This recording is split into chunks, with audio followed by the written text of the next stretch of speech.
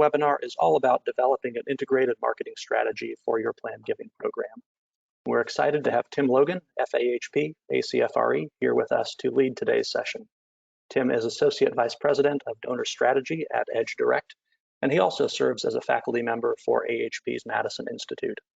And here I would be remiss if I didn't mention that registration is currently open for this year's virtual Madison, and our first tracks begin in early July. So we would love to have you or members of your team participate this year.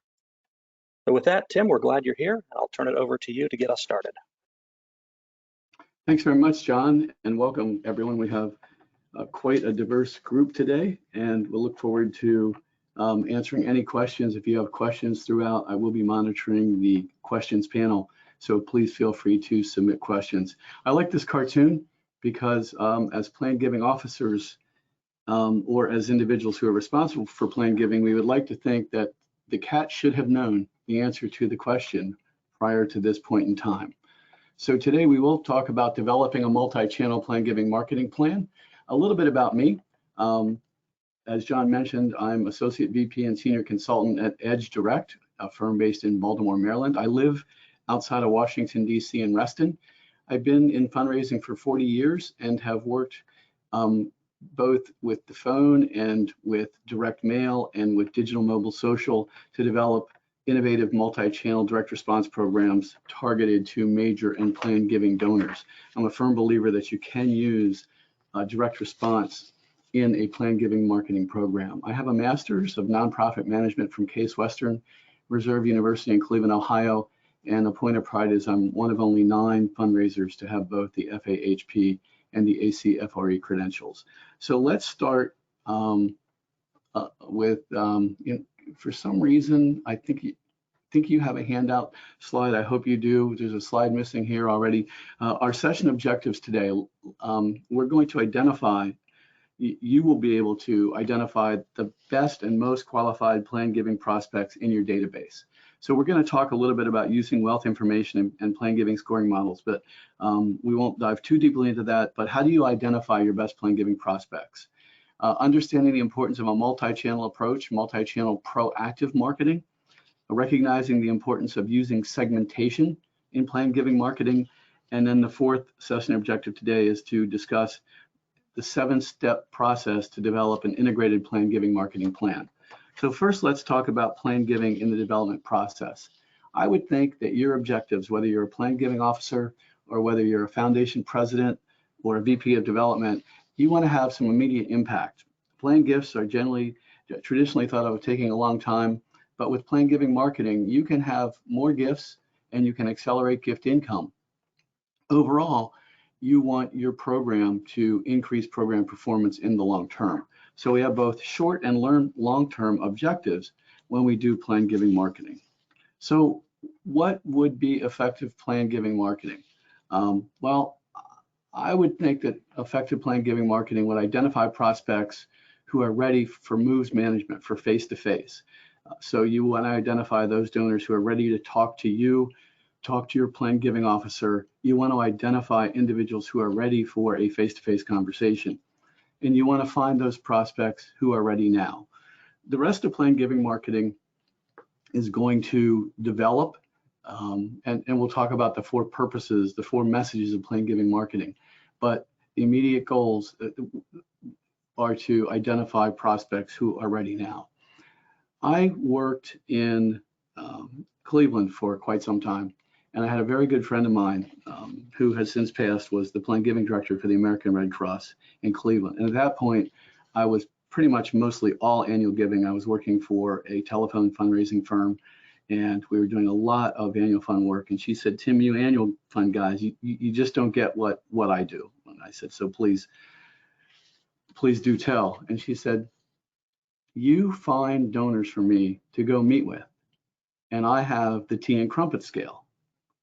I count the number of times that I have tea and crumpets with little ladies before I can ask them to put us in their will. So one way of looking at what I'm describing here as the second donor pyramid, when you are marketing plan gifts and when you are working with plan giving prospects, you're basically starting over. So you've identified them through annual giving or through your major gift officer, But when you're ready to start to talk about the two things that mother told you never to talk about, death and money, we are starting over. So when you think about plan giving marketing, think about that you're starting over with a group of donors that you want to message to, and you want to educate, and you want to prepare them for their journey for plan giving. Another way to look at multi-channel integration is we have donors that we reach by the phone and by direct mail. And we have donors that are major gift donors and are plan giving donors. Plan giving marketing builds the bridge to help identify those donors who are making gifts through direct response, maybe events that you want to begin a relationship with. So multi-channel integration means you are looking at all of your fundraising methods to identify those potential plan giving donor prospects. So we'll go into this in more detail, but I've put together what I think are 4 steps for multi-channel integration. The first one would be you want to identify your best prospects. Then you want to segment those prospects. Then you want to implement a marketing plan. And this is where they cross the bridge and we start to have individual conversations. We qualify individual donors. So how do we identify our best plan giving donor prospects? What types of analyses can we do? And what type of products can we use? What type of enhanced data scoring can we use? Well, first we want to look at annual giving behavior. There's 2 types of things that we want to understand. Number one, do they love us? What are the measures of affinity? Do they have loyalty? Are they passionate about your hospital, about your mission, about your work with sick children? Are they passionate about what you do? And if it's about building a relationship, then how do we measure the strength of that relationship when we're talking about direct response donors? For some plan gifts, it's measures of ability. Can they afford to leave a large sum? And do they want to do that in a way that's deferred? So when we analyze our data file and we analyze giving behavior, we want to look at measures of affinity and measures of ability. But we don't just rely on numbers and charts and graphs. There's an art to this science, because if there was a formula, one of us would have written the book, and some have written books, but someone would have written the formula and we'd all be following it. But there's art to this science, so you need to look at the total donor relationship.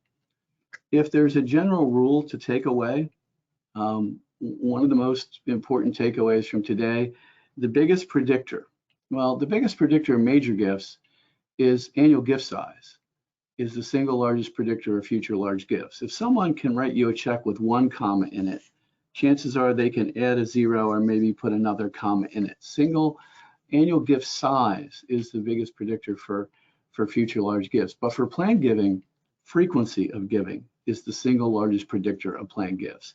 If someone loves you enough to write your name on their checkbook, or in this day and age to become a monthly donor and have EFT withdrawals or credit card transactions made on a monthly basis, that is an indication of affinity. So frequency, sometimes people get confused.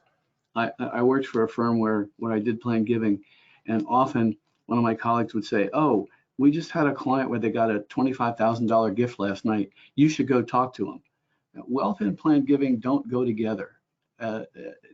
Whereas we have job titles that say director of major and plan giving, when we're marketing and when we're identifying plan giving prospects, annual fund, frequency of giving, and plan giving go together.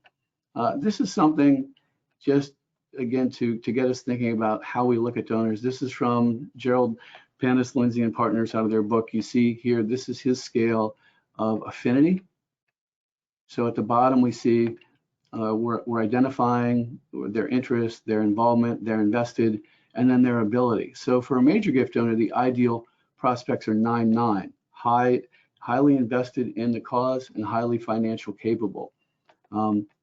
A dedicated volunteer would be a 9-1, very, very dedicated to your cause, but they don't have a lot of financial capacity. On the other side, this is the Bill Gates question. Why can't we just get Bill Gates to give us a lot of money? Well, a lot of financial capacity, but not a lot of interest. So we're trying to move plan giving donor prospects more along the x-axis to where they love you, to where we know that they love you. There are planned gifts for all types of donors. You don't need to be wealthy to make a planned gift. So affinity, and which we measure by frequency of giving, is the single largest indicator. So we'll jump into the 7-point plan and cover some of our other objectives in putting together a marketing plan. So if you're developing your multi-channel plan giving marketing plan, how do you segment files for plan giving? I love this cartoon entitled Regrets. Obviously, the one cellmate has been there for a while. The other one on the bottom bunk just got there, and he said, it didn't help my case when the judge said I was going to be judged by a jury of my peers, and I asked, where are you going to find 12 bank robbers? Segmentation, the ideal segment is a segment of one. We'd all like to be sitting in someone's living room, looking at their pictures, talking to them about their children.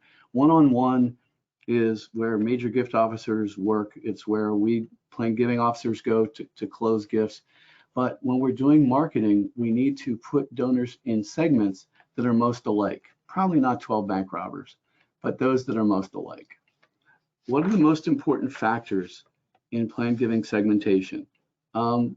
Just because there are budget constraints, age. Now, there's a lot of discussion about age, but one thing I think that is agreed on by everybody, if we're talking about bequests or giving by will, the most important will to be in is the last one.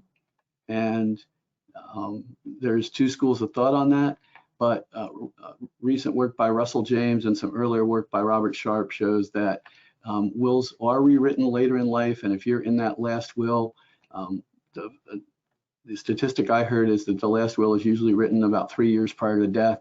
So marketing to age, having an age overlay on your file, knowing the age of your patients and getting that information from your patient census is very important, because that way you can allocate your scarce marketing resources. As we mentioned, frequency of giving. If someone is giving as, maybe they give as a grateful patient to a grateful patient letter, then they give to a Doctor's Day appeal or a Nurses Week appeal. But someone who is giving frequently is another donor that you want to include in plan giving. How long have they been giving? In direct response, length of time on file. When was their first gift? Have they given to you regularly and faithfully over a period of years? How recent is their giving? All plan giving donors don't need to be current donors. There's common thinking that says someone can be lapsed 3 years and still be a good plan giving prospect. I once worked with a lapsed recapture program for a very, very large national health agency. And when we called them, and we knew they were lapsed 5 years, they were 5-year lapsed donors, they would argue with our callers and say, but I gave you a gift last year, and some would go and get their checkbook. Sometimes people think they're giving when they're not. So 3 years as you're selecting donors to put into a plan giving marketing program, recency of giving, it can be up to 3 years ago. And other key touch points that only you know about your organization. And we're going to talk about high affinity non-donors, but in the children's hospital, maybe you have a program where grandparents come in and sit and read to children. That is a huge affinity indicator that has nothing to do with money. And plan giving would be a good way for a potential donor like that to make a significant contribution to help you, because they're obviously passionate about your mission. So what other key touch points where you know if not a donor, but if a patient or if a volunteer, if they do this, maybe they're an auxilian. Some of you may still have auxilians. That could be a key touch point. So here's the art again. We can say age, frequency of giving, length of time on file, how long has since they've been given, but you know, wait a minute, in my organization, if they read to children, I'm going to include them in my plan giving marketing. Find your frequent donors. 78% of plan giving donors gave 15 or more gifts to the nonprofits named in their will. They gave, I didn't write this, I should have, 15 or more gifts during their lifetimes to the nonprofits named in their will. This is a source, a survey by lawyers.com. Frequency of giving is the key thing. So what's your best segmentation hierarchy? I put this together a couple of years ago, multi-year, multi-givers with an age overlay on it. So donors who give to you every year, multiple times a year, and are older. Any internal affinity scores. Some clients that I've worked with have an internal affinity score. It can be linear, sharp advocates for a linear score. Others have a pyramid, a giving pyramid. But the point is, if you have an internal score, you should overlay that, meaning the donor came to the gala, the donor is interested in research. You can assign points. They're a frequent flyer at the in receiving medical care. Most clients don't have this. Most organizations don't have internal affinity scores. If you want to do something like this, they're not hard to do. You identify 4 or 5 key things, and then you assign a point value to it. But multi-year, multi-givers cut by age usually gets the low-hanging fruit. If you purchase plan giving scores, there are companies that will overlay your file. If you're sending your census out on a nightly basis and getting wealth ratings, those companies also have a plan giving score, and you can use those scores. You can use a wealth rating if it's appropriate for the gift, and we'll talk about that. There's 2 different types of plan gifts: gifts of age and gifts of wealth.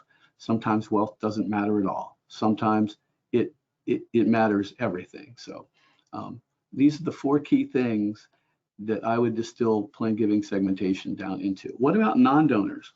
Well, as I mentioned, you could have high affinity non-donors. I did a program for the American Red Cross where we called frequent blood donors and asked them to make a gift. Are you with me? Do you know what the answer was? You got my blood, now you want my money? So that did not go well for making a current financial contribution, because these donors were high affinity. They were non-financial donors, but they definitely had high affinity for the mission of the Red Cross. Plan giving would be good marketing for donors like that, because they love you. They're making a contribution in other ways other than financial. And plan giving, it's the old joke that you've never seen a Brinks truck in a funeral procession. So when they don't need it, they can make more of a financial contribution. Donor loyalty scores, which we just talked about. If you're scoring donors, if they score high, and I keep going backwards, sorry, and any other affinity indicators. Non-donors are really, they're very specific to your organization. I would spend some time on them if you have a large group of non-donors that you think would benefit from plan giving marketing, or you would benefit from sending plan giving marketing materials to them. But mostly plan giving donors come from donors who give to you. We hear the story about the organization that gets the $1 million bequest from someone who never gave. Probably we all have those stories, but we want to market to the rule, not to the exception. What about some other plan giving segments? Plan giving is not like annual fund. It's not like your grateful patient program. There are other segments that are very important to market to. If you have a legacy society, and I would recommend that you do, I cite a research study that was done by Indiana University Center on Philanthropy about legacy societies. Remember to send materials to your legacy society. Please don't set them on a shelf. The relationship that you have with them is very important. Individuals who ask about plan giving materials, don't forget to send marketing materials to them. You never know when that relationship is going to come into fruition. There's also in plan giving what I like to call clusters, that if we were doing a large direct mail program or a grateful patient program, we might not include these, but for donors that you put into your plan giving marketing program, their plan giving donor prospects, thank yous. If someone makes a gift and they get a thank you note from the development services department, you have them in your portfolio as a potential plan giving donor, you might want to send, hey, I saw that you made a gift, thank you very much. You can never say thank you too many times. Birthday cards, if you know their birthday, holiday cards. These donors tend to be older, as we talked about, and sometimes your birthday card and your holiday card are going to be the only card that they get. Donor milestones are hugely important. I would recommend that you sit down with your data, with your foundation data person, and run a histogram of how many gifts have people made to our foundation, have donors made to our foundation. It's going to vary for each of you. Some of you are very large, some of you are based or education-based medical centers, others are smaller, so it's going to vary. Some might have donors who have given 20 gifts, some might have more. But what you want to do is look at a milestone as to, we know that frequency of giving and renewal giving means donor retention. So any donor that makes another gift, makes a renewal gift, is retained and they are an active donor. So if you find that after 5 gifts, donors tend to stay with you for a long time, I would make sure that then any donor who hits their 5th gift gets a note. Mrs. Smith, I noticed that you've been giving. I noticed that you've been giving to Northwell Health for quite some time. We appreciate your loyalty. There's a big difference between planned giving donor prospects and major donor giving prospects. Major donor prospects know they're major donor prospects by and large. Planned giving donor prospects, and some of you who are dedicated planned giving officers probably have experienced this and understand this. The first time you ask to visit a planned giving donor prospect, they're kind of skeptical. It's like, why? Are you going to come steal my silverware? Just kidding. But you need to tell a loyal donor, listen, you've been giving 5 times, 10 times. You're very important to us. And that builds that relationship. Any donor who's involved in one of your programs, whether it's research, whether it's a service line of excellence, you want to keep them involved.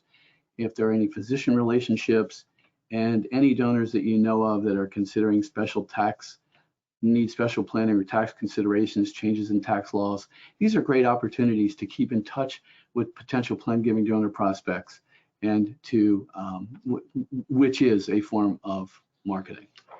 So now that we've segmented the donors, the next question you want to ask yourself is, what type of planned gift?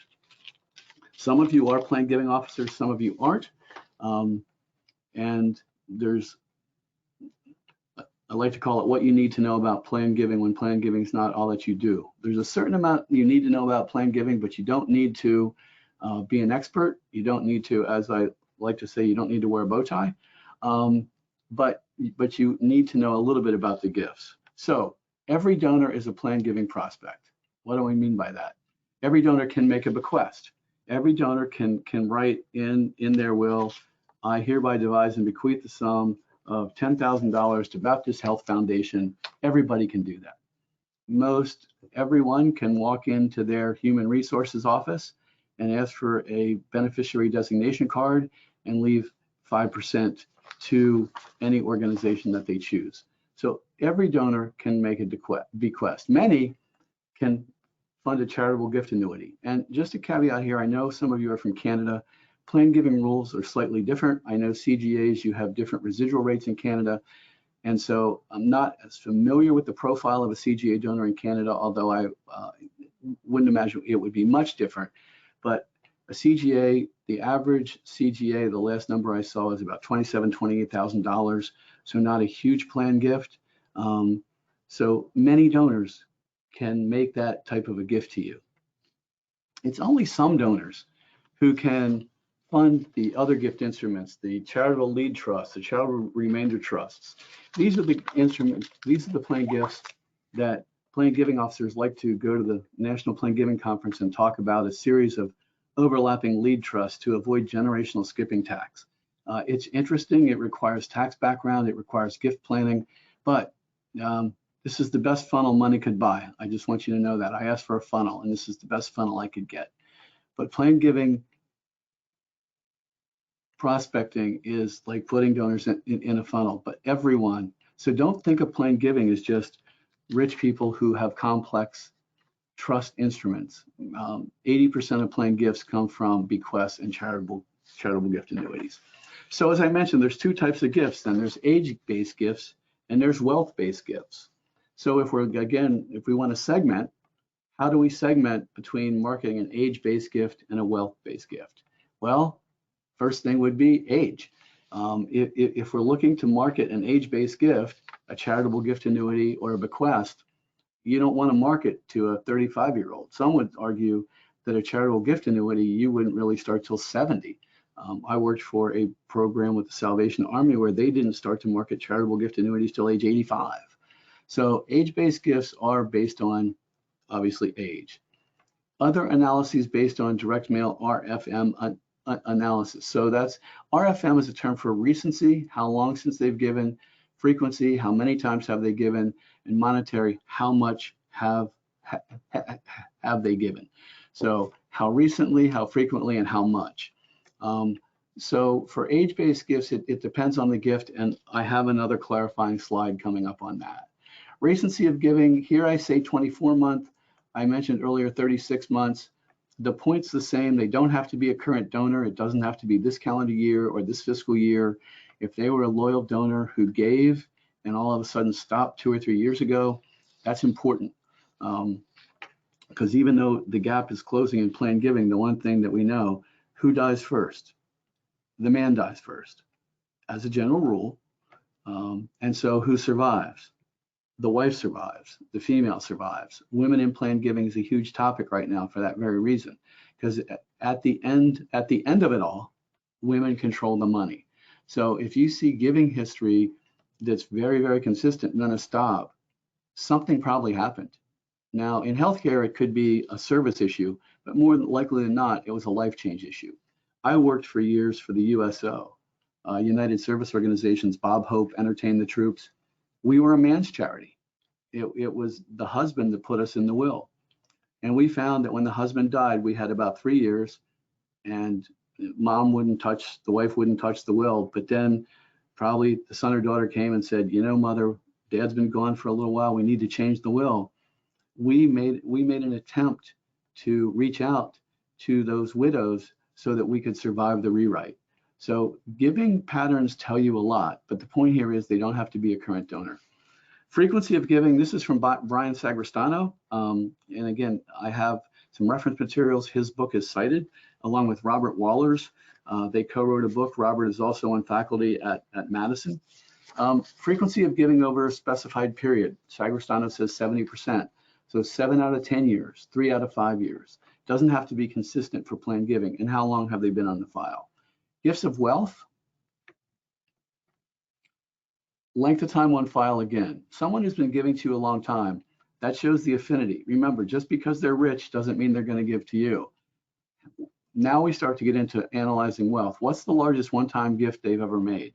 If they can make one large gift, they can probably make another large gift, unless it was a windfall. These all are an offshoot of largest gift, total cumulative giving, any wealth rating indications you get from sending your data out for research. And then as someone becomes interested, you want to do specific prospect research. Here's the clarification slide that I mentioned on segmentation based on age. This I put together for this webinar. So we have age and wealth, age-based gifts and wealth-based gifts, age, wealth, and frequency of giving across the top. So being old means that gets you bequests. Being old and being wealthy, well, now we're talking about a charitable remainder trust. Being wealthy, well, now we're talking about a charitable lead trust. Being old and giving frequently, that's a charitable gift annuity. So again, bequests and charitable gift annuities, they're both gifts of age. So I would focus my marketing mostly on gifts of age. You want to talk about trusts for your wealthy donors, but in planned giving marketing, wealth is a benefit, it's a bonus. The first thing you want to do is find out, do they love you? I mentioned here there's other types of planned gifts that don't fit into this standard analysis. Those gifts of insurance come to mind. Would be a type of gifts. Split interests, remainder interests, things like that. They don't fit neatly into this, and you find more out about them when you've actually discovered the donor, you're talking to the donor, and you're talking to them about their planning. So what is the purpose of the message? Well, I heard a great presentation from a young lady at the Children's Hospital in Omaha once, and she said it was short and sweet, and I love it. There's only 4 purposes of a plan giving marketing message: to educate, to keep your organization top of mind, to steward an existing donor, or to ask for the gift. And in plan giving, oftentimes we forget that last one. We are marketing, we are fundraising. We do want to ask the donors to leave us in the will, to request information on a charitable gift annuity, to make a gift in exchange for a charitable gift annuity. But education, surveys by the used to be NCPG, the charitable gift planners show that 33% of Americans find out that they can make a gift in their will from education from a nonprofit organization. So we play a very important role in educating donors that they can make a gift this way. You can give through your will. Top of mind, so if it's important to keep Cape Breton Regional Hospital Foundation, I mean, we used to joke, if you don't keep top of mind, the Salvation Army will. So it's very important that your marketing accomplishes these 4 purposes. Step 4 of developing a plan, now that we know the purpose, we need to develop a donor-centered message. It used to be that you would just explain, here's a charitable lead trust, here's how it works, here's a diagram, here's where the money flows. Now, wouldn't you want to do one of these?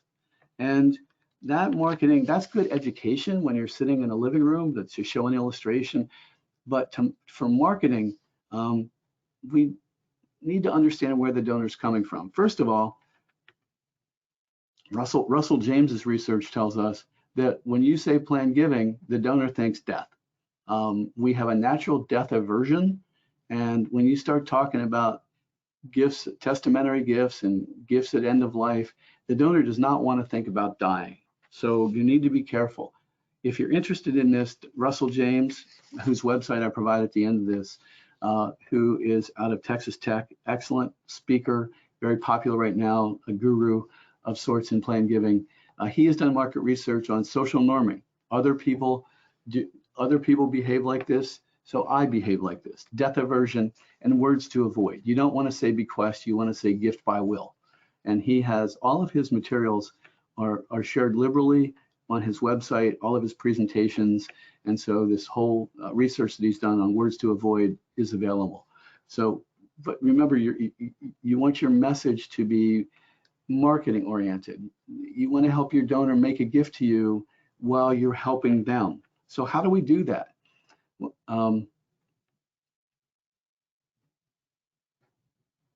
So we build relationships with messaging. Family bequest decisions are fueled by oxytocin, which is a hormone, I think it's a hormone, released in our body. Dr. James, in his first book, actually put subjects in an MRI and asked them questions about estate giving to see which part of the brain lit up. These are emotional decisions. Donors are looking for symbolic immortality. You may have heard these saying, we want to help our donors move from success to significance.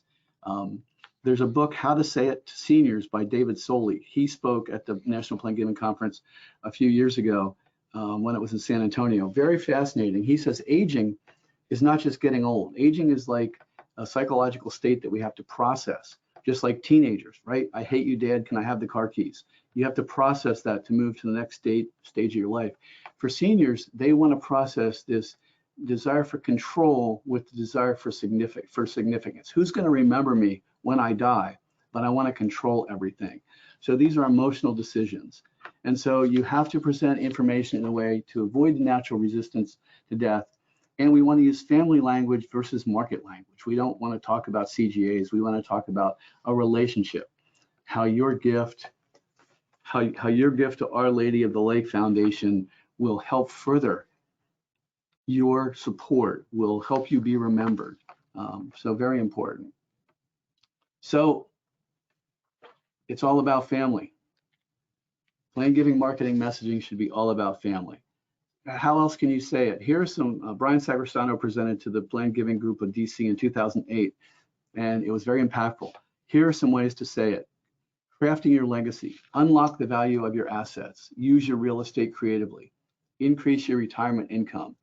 Do you need to provide income to your elderly parents? And are you paying for college for your children or your grandchildren. These types of messages grab attention. They help provide a solution to your donor while helping them make a contribution to you and further your mission. So we know what we want to say. We know how we want to say it. Where do we say it? I put up a list of different marketing channels, pretty basic. Direct mail, newsletters, web, telephone, email, press releases, professional network, professional advisory groups, donor seminars, and face-to-face. I've also put together what I think is the purpose. Remember, there's 4 purposes. My idea of what the purpose of the marketing channel is. So a direct mail piece or postcard is to identify new donors. A newsletter is to educate. You have more real estate. You can tell a donor story. So you're educating donors about how that's social norming. You show a picture of someone, they see themselves in that, and they're like, oh, if they can do that, I can do that. So we use the newsletter to educate. Website is to educate and to keep top of mind, and you can read the rest. But the point is, you can use the channel how you think to best use the channel. These are just some ideas that I put together. Integrated marketing, you definitely want to use different methods. Newsletter, postcard, emails, web, phone. We'll talk about vendor providers and their role, but vendor providers, and there are some very good ones, have different ways of reaching out to a plan giving audience. Some of them use postcards. Some say, well, you need to send a newsletter. Others are big on emails. So you can look for your plan giving marketing provider to match your personal philosophy, your institution's philosophy, as to what is the best way to reach donors and potential donors. Some considerations. Should it be long or short? Should it be print or electronic? What's the tone and focus? That goes back to, is it family, or are we talking about how a NIMCRUT with a flip provision works? Whatever you do, you want to do multiple complementing impressions. This is repetition of imagery and messaging. Too many times we as development officers and clients fall into the pitfall of, I got this response rate. Well, that's great if you're if you're sending out an annual fund. We live and die by response rate, right? If your back-end premium, if you try that back-end premium of a health planner and it works and you get an extra 20% front-end response or 15% fulfillment, that's success. These messages linger for a while. You're asking someone to change their will or to move money around. Don't be surprised, it doesn't happen the first time. So repetition of images and messages. It seems boring, but if you change your message, then just think about, and hopefully this will resonate with most everyone. The first time car dealers or car companies play a commercial, it's a 60-second car commercial. And the whole thing about the car, why you should have it, the benefit, why their brand's the best. And after it plays, after that flight plays for a couple of weeks, then it becomes a 30-second commercial because it's sunk in. You know what that commercial is for when you see it. The messages have to get through gatekeeping in your brain, and it takes a couple of times for that to happen. So repeating the same message may seem elementary, but it's what advertisers do all the time. So a word about surveys. I like this one. This was particularly appropriate. How would you rate your overall experience? Surveys are really hot right now, and there are organizations and providers that are doing a lot with surveys. You can gather a lot of information with surveys. Some donors will fill out surveys, others won't. So there's also survey bias. Most people will say they have a library card when they don't. So you have to be careful who writes the survey, how accurate it is. But a survey is a good way, if we're looking at this as a continuum. Once you identify someone, say you send out a direct mail piece and someone writes back and said, yes, I'd like information.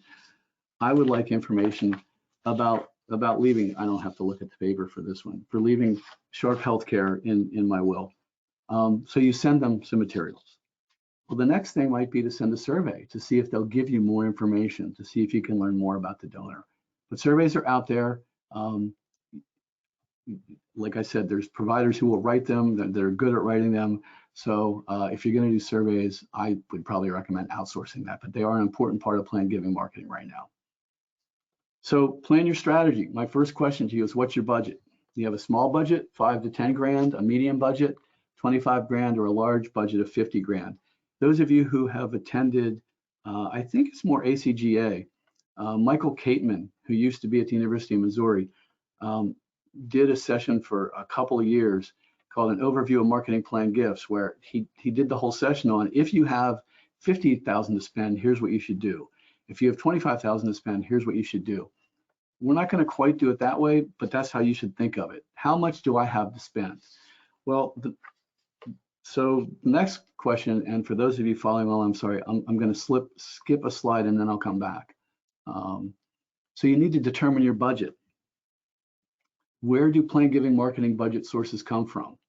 Well, they might come from a line item called plan giving marketing, or they might come out of printing. They might come out of postage. It might come out of data analysis, the budget that you use to send your census out every night. You can cobble together, cobble's not a good word, you can pull together a good plan giving budget from these sources and put that together and say, I want to invest this money in plan giving. You take so much out of printing, so much out of postage, and then outsource marketing. If you're using a third-party provider, a Stelter, Crescendo, Pantera, if you're using them, you probably have a separate line item because they're doing the printing and the postage. And we'll look at what I think they should do and what I think you should never outsource. You can maximize your budget. There are things called free riders, taking a free ride, OPM, other people's money. If you're doing grateful patient mailings and annual fund, you can put a buck slip in there from time to time. Now your annual fund person is going to tell you what they'd like you to do and what they wouldn't like you to do, what's going to affect response rate. But you can generally ask for a gift out of will in a grateful patient mailing and not cannibalize response. If you're doing an annual fund telephone program, if you're part of if you're affiliated with higher education and somebody here, if you're with the IU Health Foundation and they have a large telephone program, maybe you can add 1 or 2 plan giving questions to your current telephone program. Article or ads in your constituent publications, and buck slips and acknowledgements. This is the most innocuous way, the buck slips and acknowledgements. People are all happy when they're getting a thank you. When you order from Macy's or Nordstrom's, when you open the box, what's always in the bottom of the box? Another catalog. So a current donor is your best prospect. So these are some ways where with very little investment, you can market your plan giving program. So whose job is it to market? This is what I was referring to earlier. There are some things I would absolutely not outsource. So this is, I use Greenfield's pyramid and changed up a little bit. So we have annual fund at the bottom, plan giving at the top.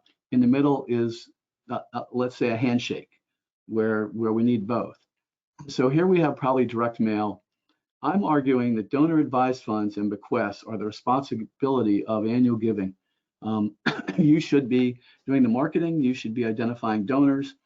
You should definitely be at identifying donor advised fund donors who, once you identify them, can be passed to a major gift officer or a plan giving officer. At the top, when you're trying to find CRATs and charitable remainder trust, charitable lead trust, insurance, the plan giving department, if you have one, should be doing that. If you're the jack of all trades, then you should be doing it. But this is where I think you're outsourced vendor, because you're going to need to do some education. You're going to need to have a newsletter piece to explain how a remainder trust works, and show a picture of Sam and Betty who did that and how it worked for them, or how they did a remainder trust and were able to provide college education for their children. So I believe that if you're doing a grateful patient program, you should be marketing bequests and donor advised funds, and to some extent CGAs and IRA rollovers. But these, you're going to need to reach out to the donor to close. Charitable gift annuity, there's always a small contract involved. So maybe you need a gift officer, or you need another level of follow-up, which is why I put it up higher on the pyramid. Or required minimum distributions, the RA rollover. Sure, sometimes the money just comes in, but you really want to reach out to the donor, talk to them. So that's why I say data exchange here. We can identify them. Here we want to talk to them, and here we're going to need to have a conversation about gift planning, which is where plan giving comes into play. So I think finding donor advised funds, I say, is the annual fund responsible. So how should you do that? Well, number one, are you identifying gifts that come in from grantors? Are you looking at gifts that come in from Schwab or from Fidelity or the local community foundation? Are you identifying the source account? Because remember, with a donor advised fund, the donor has put that money into the donor advised fund, and now they're asking the fund to make a grant. But that doesn't mean you can't give them a soft credit and you can't reach out to them. So you should be working with your data team and your data processing team, your gift processing team, to identify gifts that are coming in from donor advised funds. They tend to be much larger, and they tend to be more predictable, which leads us to the point, you need to ask the donor. There's only one way to find out, really, if a gift came from a donor advised fund, is to ask the donor. Many donors make gifts from donor advised funds. Or are you making your gift from a donor advised fund? We'd like to know that. We can help you. You can send a postcard with a response device. You can send a letter with a response device. But you'll often notice that donor advised funds are scheduled. You'll see that someone's giving the same amount at the same time, every March 31st, every July 15th, or often at the end of the year. So this is something doesn't cost a lot of money, costs some time, costs a little bit of programming, some reporting, but then you can identify donor advised fund donors. And then, of course, you can go back to that data exchange and talk to them and see if they don't want to make a larger grant. So you need to plan your message. How many times a year are you going to make a plan giving message? I think you need at least 2 or 3 dedicated plan giving campaigns. So let's go back to step 1. You've identified your audience. Step 2, you've segmented them. So let's say you've discovered several thousand people who you think are good plan giving prospects. Many of them are good prospects for bequests. Some of them are good prospects for gift annuities. So you do one piece on making a gift by will, one on charitable gift annuities if you offer them. So it's a slow drip. You continue putting out messages about ways to make a gift that are not cash-based, that are asset-based, and what they will do. Oftentimes it involves a donor story. We'll talk about that. That's one thing that you need for a plan giving marketing campaign. You need to have donor stories. But this is a slow drip. Again, if you look at the response rate from plan giving mailings, you're looking at it through the annual fund lens. And yes, you need to have some success. You can't mail 4,000 pieces a year or 40,000 pieces a year, depending on who you are, and not get any leads back and not close any gifts. But remember, we're also educating and we're also keeping top of mind. So determine your quantity for each campaign. I just talked about this a little bit. So if you have 2,000, let's say you've identified 5,000 potential plan giving donors. So, but for bequests, it's 4,000. So you determine again, I would use multiple complementary impressions. I would send out print and I would send out email, and I would have the email look exactly like the print. Donors in this age group, and I have a stat coming up, prefer print. They prefer tactile. They prefer mail. They prefer mail. They go to their mailbox, but they also read email. And with email, you can drive them to your website where you can have a lot more educational material, so they can spend time and do research. Make sure that you have multiple complementary impressions. Point is that the donor story and the print piece and the email piece, and when they go to the web page, if you can have a landing page, they should all match. So what do you need to have a successful plan giving marketing program? You need a website. You need a resource library of plan giving information. Plan giving is done by fulfillment. We used to call it raising your hand. If donor raises their hand, we send them something. You need to make sure that your plan giving information is legally vetted. If you're going to be sending out information about gift annuities or trusts, you need to make sure that it's legally correct. I think you should be sending emails. You need to have a donor profile, not a profile of your segment, but you need a donor profile story. Sam and Betty gave a gift. Sam and Betty, can we feature your story? We think it'll help motivate other donors to make a gift like you did through your will or estate plan. We'd like to tell your story. And then postcards or direct mail letters. I think this is the basis of what you need for a basic plan giving marketing program. So how do you put it all together? You have this handout. This is a representation of the handout. Here are all of the different elements, and I would go, I want to include these. How many times a year? And then the other part of this is, what's your budget? What can you afford? If you're going to go outsource and say, I want Crescendo or I want Stelter to do this program, you're going to be, well, I don't want to quote numbers because I'm not in sales for them, but you're going to want to talk to them and have a budget for that. But then what other things do you want to have? They'll handle some of this for you, websites, emails, a brochure library, but maybe you want to print an annual fund buck slip, or you want to do a direct mail piece around Doctor's Day featuring a physician who made a gift. So you want to, do I want to include this? How many times a year?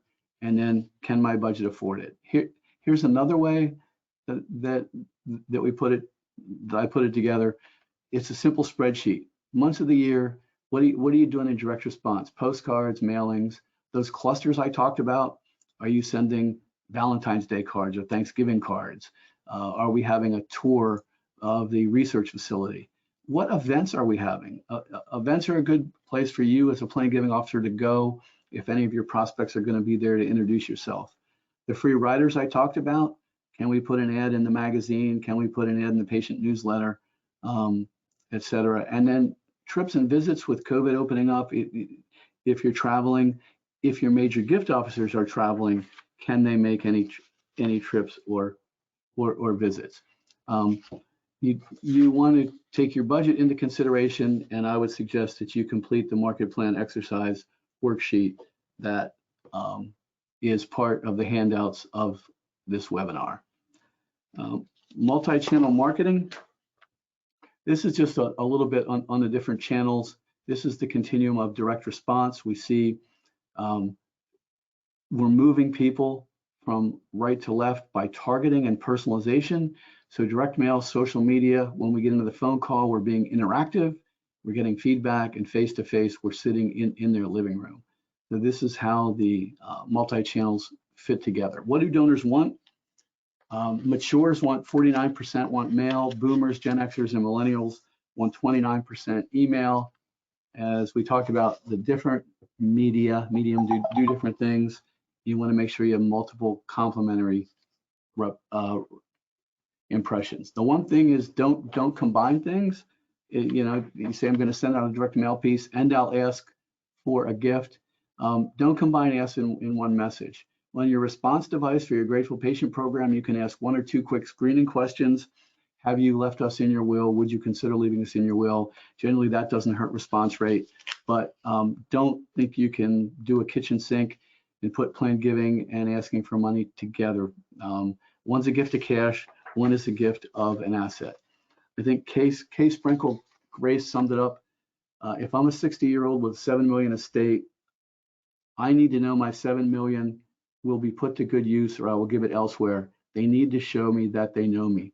So everything you send to this donor, every annual fund, every Grateful Patient piece, you're communicating with them. And if they get the impression that you know them, then they will trust you with their estate. In the few minutes we have remaining, what about other departments? Well, we've talked about annual fund. I'm suggesting that in addition to new donors, annual gifts, existing donors, that annual giving should identify major and plan giving prospects and identify donor advised funds. Calling programs, if you have a calling program, you can say thank you, and it's two-way communication. You can listen for personal clues, financial clues, and life stage clues of donors. probably the most important one here is, if you remember Columbo, the guy with the crumpled overcoat who always used to say, I just have one more question. And I heard this presentation from a plan giving officer who was from upstate New York. I think it was from Cornell. And he said, I send my major gift officers out, and if they come back with these 4 things, I can work with them as a plan giving prospect. How does the donor want to give? Outright, multi-year? Do they want to give an asset and get income back? How do they want to structure the gift? What do they want to give? Cash, securities, real estate, retirement, etc. When do they want to give? All now, some later, on a schedule, deferred, or at death? And what's their motivation? Is it charitable intent? Is it taxes? Is it their legacy to get their name on the building, etc.? So if you're sitting down with your major gift officer, here are some things that they can bring back to you so that you can help the donor identify a planned gift. So to summarize, the 7 steps in developing your campaign: identify your donors and segment. What type of planned gift is it? A gift of age, a gift of wealth? What is the purpose of the message? Make sure your message is donor-centered. Choose the medium or media, and then put together your budget and your plan. Reach out to vendor partners if you think that would be effective, and make sure you use multi-channel messaging. So in summary, cultivating plan giving donors is really rooted in annual fund or direct response. The one takeaway, if you forget everything else, create a loyalty giving club for donors who have given 5 times, 10 times. Every plan giving prospect doesn't raise their hand. You need to analyze your file and identify who looks like a good plan giving prospect, and develop a plan to drive donors to your website or you to their living room, and use the 7 steps mentioned in this webinar to develop an integrated plan giving marketing plan. So I'll leave you with a quote from Deb Ashton, who wrote the Blue Book of Plan Giving: a brochure is only as good as your follow-up. So I see one question here. Is this 2 to 3 campaigns per segment? Not sure. No, it would be 2 to 3 plan giving campaigns per year. And if you're talking about segments as different types of plan giving gift instruments, whether it's a bequest or CGA, you don't need to do 2 CGAs, 2 bequests. As long as you're sending out a dedicated plan giving campaign, email or mail campaign 2 to 3 times a year, I believe that you're well on your way to cultivating donors and to identifying more gifts. Before I turn it back over to John, appreciate you attending today. You'll be sending out a evaluation. Please rate the webinar, and here are some resources: plan giving books and publications, plan giving courses, training courses, and AHP Madison Institute has a whole track on plan giving. And if you're interested in research, here are some companies and some institutions that have done plan giving research. So with that, John, I will turn it back over to you. Thanks, Tim. And if we didn't get to your question, we'll share all the questions with Tim afterwards so he can respond to you directly. But thanks again, Tim, and thank you to all of our attendees for joining us. As we end today's session, there'll be a quick feedback survey that pops up, so please take a moment to let us know how we did. Thanks again, and have a great rest of your day.